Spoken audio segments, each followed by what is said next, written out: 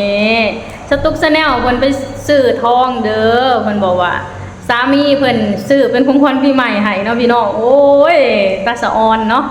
แบบว่าซื้อของขวัญปีใหม่ให้ราคา40กว่าล้านแม่นบ่แม่47 ล้านมาเดี๋ยว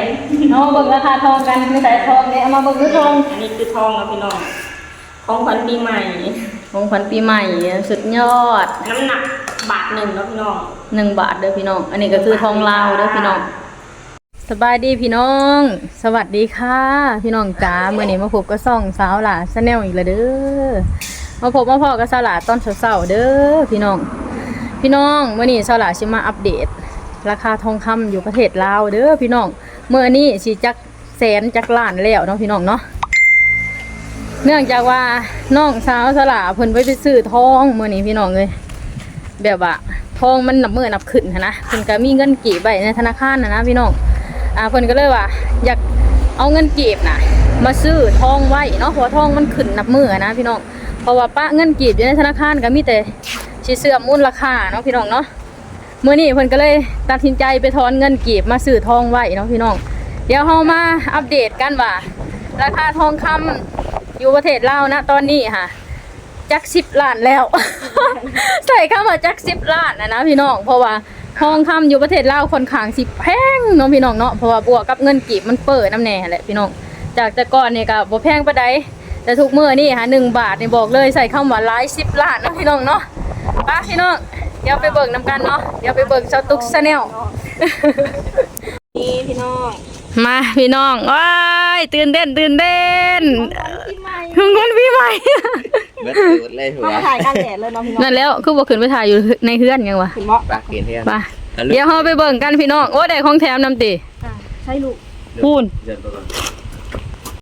มาพี่น้องมาขออัปเดตน้ำเขาเนาะพี่น้องเนาะเดี๋ยวเฮามาเบิ่งราคาทองอยู่ประเทศลาวมื้อนี้สิราคาเท่าใดเนาะพี่น้องเนาะใช้เบิ่งเด้อรางวัลปีใหม่พี่น้องเดี๋ยวเฮามาเบิ่งราคาทองอยู่ประเทศลาวเนาะสตุ๊กกับเพิ่งจะไปซื้อมาสดๆร้อนๆเนาะพี่น้องเนาะตอนนี้กำลังหอดเทือนเนาะพี่น้องนี่สตุ๊กแนลเพิ่นไปซื้อทองเด้อเพิ่นบอกว่า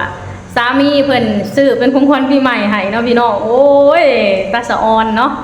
แบบว่าซื้อของขวัญปีใหม่ให้ราคา40กว่าล้านแม่นบ่แม่47 ล้านมาเดี๋ยวเอาเบิ่งราคาทองกันมีสายทองเนี่ยเอามาเบิ่งคือทองอันนี้คือทองแล้วพี่น้องของขวัญปีใหม่ของขวัญปีใหม่สุดยอดน้ำหนักบาท1แล้วพี่น้อง1 บาทเด้อพี่น้องอันนี้ก็คือทองลาวเด้อพี่น้อง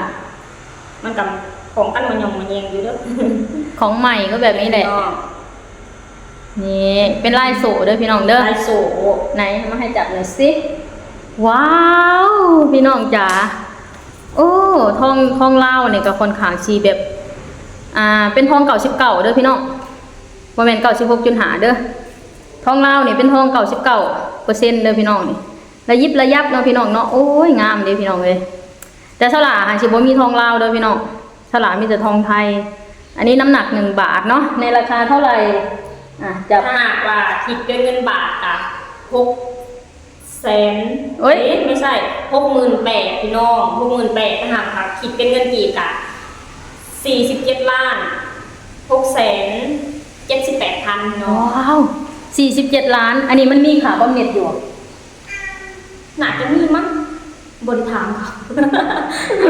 พี่น้องเพราะว่าอยู่ไทยนะเขาเจ้าสิมีค่าบำเหน็จเนาะอยู่ลาวก็สิมีกันแหละค่าบำเหน็จนี่คือหมายถึงขาลายนะพี่น้องแต่เจ้าตุ๊กเพิ่นเอาลายธรรมดาเนาะพี่น้องเนาะลายโซ่ธรรมดาค่ะ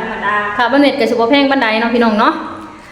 ราคาทองมื้อนี้พี่น้องอยู่ประเทศลาว47 ล้าน8 แสนบ่47 ล้าน678,00047 ล้าน678,000เนาะตกเป็นเงินบาทกับประมาณ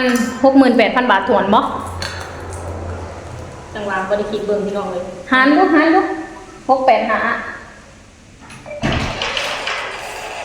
68,900โอ้คิดเป็นเงินบาทนะพี่น้อง 68,900 บาทว้าตัวอยู่ไทยณตอนนี้ค่ะเท่าใดแล้วพี่น้องแต่สลาเบิ่งตามเพจตามTikTok ค่ะเขาเจ้าว่าอยู่ใน 67,000เนาะพี่น้องเนาะราคาในแบบพุ่งพวดเลยนะพี่น้องช่วงนี้นะ สตุ๊กเพิ่นก็เลยแบบพากันตัดสินใจนะว่าซื้อทองไว้ดีกว่าเพราะตอนนี้ฮะ1 บาทเท่ากับ685กีบเลยเด้อพี่น้องใกล้สิฮอด700,000อีกแล้วพี่น้องจ้าเมื่อก่อนนะสลาไปอัปเดตเนาะอยู่ใน1 บาทนะ683ณปัจจุบันนะ685ต่อ1 บาทเลยเด้อพี่น้อง685กีบต่อ1 บาทก็เลยแบบว่าตัดสินใจดีกว่าเพิ่นว่าสิไปซื้อทองไว้เพิ่นว่าพอเก็บเงินบาทเก็บเงินกีบมันก็สิแบบเสื่อมมูลค่าลงไปเรื่อยๆนะพี่น้องอนาคตข้างหน้าเพิ่นบอกว่าเพิ่นสิซื้อทองได้เงินมาน่ะแล้วก็ที่เหลือนะคะแนนบอกบ่ถึงขนาดว่าเฮามีพอสิซื้อทองเพิ่นว่าเพิ่นสิแลกเงินบาทไว้เนาะพี่น้องเนาะเก็บแบบนี้ดีกว่า เฮาหาอยู่บ้านเฮาก็บ่ได้มีรายได้หลายนะพี่น้องคือแบบว่าเฮาได้มาสำใดพอเฮาพอแลกเงินบาทไว้ก็จะแลกเป็นเงินบาท แม่น เฮาหวังจะซื้อทองในการค่อนข้างใช้เวลาโดน ใช้เวลาโดนเนาะพี่น้องเนาะส่วนสลากเอาไปขายพี่น้องเอ้ยบางอย่างนี่สลากไปกรุงเทพสลากก็ไปขายเนาะพี่น้องตอนที่สลากขายได้อยู่บาทหนึ่งน่ะ59,500 บาทเนาะพี่น้องสลากขาย2 บาทเนาะสลากซื้อจากสตุ๊กนี่แหละตอนนั้นสลากซื้อน้ำสตุ๊กน่ะ39,500 บาทเนาะสลากไปขายนะสลากได้กำไรมา40,000 บาทเนาะพี่น้องเนาะ2 บาทคำว่าทองพี่น้องเป็นสิ่งที่แบบเฮ็ดให้เฮาเอาชนะเงินเฟ้อได้เนาะพี่น้องเนาะคืออย่างทุกมื้อนี้อยู่ประเทศลาวเงินกีบค่อนข้างที่เฟ้อเนาะพี่น้องสิ่งหนึ่งที่เฮ็ดให้เอาชนะเงินกีบลาวเฟ้อได้ก็คือเงินบาทเด้อพี่น้องสลากก็เลยว่าพวกเพิ่นตัดสินใจว่าอยากเก็บเงินบาทสลากเลยใส่คำว่าโอ้ยสนับสนุนเลยเพราะเงินกีบเฮาบ่ได้ด้อยค่าเงินกีบเจ้าของเด้อพี่น้องแต่ว่ามันเป็นเงินที่แบบว่าเสื่อมมูลค่านะพี่น้องคืออย่างเงินบาทเขาเจ้ายังอยู่ในคงที่นะพี่น้องนี่แหละพี่น้องสลากก็มาแสดงความยินดีกับน้องสาวเนาะขอให้มีบาทที่2บาทที่3ตามมาเด้อเอิ้นควันหลายๆเอิ้นควันหมู่ควันพวกมาหลายๆเด้อ อีหลานางงง อันนี้คือเส้นแรกโอเคพี่น้องอันนี้คือเส้นแรกของปีเด้พี่น้องแล้วก็ขอให้เอิ้นคนพวกมาหลายๆเด้อมา สาธุสลากก็ถามมีโอกาสก็อยากซื้อน้องพ่อเจ้าอยู่พี่น้องแต่สลากคือสิบ่มีโอกาสนั่นแหละอันนี้ก็คือเป็นใบเสร็จเด้อพี่น้องเดี๋ยวสลากสิให้เบิ่งนี่อันนี้คือเป็นใบเสร็จเนาะพี่น้องเนาะนี่มูลค่าก็อยู่ในนี้เลยถ้าหากว่าซื้อเป็นเงินบาทก็ได้เด้อพี่น้องแต่ว่าน้องสลากค่ะเพิ่นมีเงินกีบเนาะพี่น้อง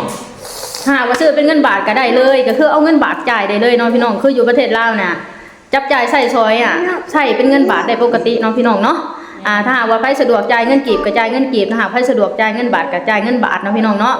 ก็ยังสิ่งที่แถมมามื้อนี้เนาะพี่น้อง กินนะ มีกระติกน้ำอันนี้คือของแถมเนาะถ้าหากว่าอยู่ทางไทยก็สิเป็นแก้วเนาะพี่น้องเนาะอยู่ทางลาวเนี่ยก็ได้กระติกน้ำเนาะพี่น้องเนาะ ลูกสาว โอเคพี่น้องสำหรับคลิปนี้สลากก็มาอัปเดตให้พี่น้องเบิ่งเลยเด้อราคาทองคำอยู่ประเทศลาวมื้อนี้ก็คือ1 บาทเท่ากับ47,678,000 กีบเนาะพี่น้องถ้าหากว่าคิดเป็นเงินบาทก็68,900 บาทเนาะโอ้ยปวดผาดแพงเนาะพี่น้องราคาทองนี่ ระยะนี่ว่า ระยะนี่เด้อพี่น้องอันนี้ก็เป็นใบเสร็จเนาะพี่น้องเนาะอันนี้ก็คือราคาเนาะพี่น้อง47,678,000 กีบเนาะพี่น้องหลังไหลเข้ามาเด้อเอิ้นหมู่เอิ้นพวก นี่ก็เป็นทองลาวเด้อพี่น้อง99%เนาะพี่น้องเนาะ1 บาทสวยบ่พี่น้องสวยมากเลยโอเคพี่น้องสำหรับคลิปนี้สลากก็สิขอจบคลิปสำนี้ก่อนเด้อขอให้พี่น้องทุกคนกดไลค์กดแชร์กดติดตามเป็นสลากแน่สบายดีสวัสดีค่ะฝากพี่น้อง FT เขาไปติดตามช่องเซาตุ๊ก Channel นี่เด้อพี่น้อง แม่ขับติดตามอยู่เด้อพี่น้องส่งสาวตูสแนลพี่น้องเนาะ บ๊ายบาย